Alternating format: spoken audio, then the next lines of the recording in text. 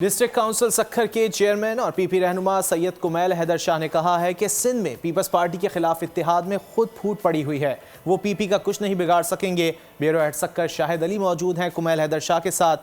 شاہد بتائیے کیا کہنا ہے کمیل حیدر کا؟ الیکشن کا دور دورہ ہے اور اب جو ہے الیکشن کی فضا گرم ہو چکی ہے۔ پاکستان پیپلز پارٹی کے خلاف سندھ میں ایک مضبوط اتحاد بنتا نظر آ رہا ہے، لیکن یہ اتحاد کیا کر سکتا ہے؟ پاکستان پیپلز پارٹی کو کس قدر اس سے اتحاد سے نقصان ہو سکتا ہے؟ بات کرتے ہیں نوجوان پیپلز پارٹی کے رہنما اور ڈسٹرکٹ کونسل سکھر کے چیئرمین سید کمیل حیدر شاہ سے۔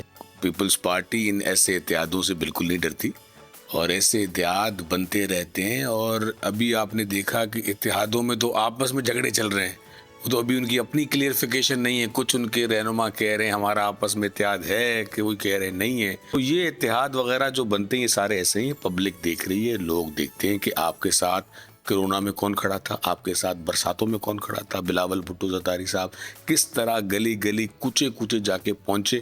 اس وقت تو ان کی گورنمنٹ تھی نا، تو وہ کیا ایسا کوئی کیا پیکج دیا گیا؟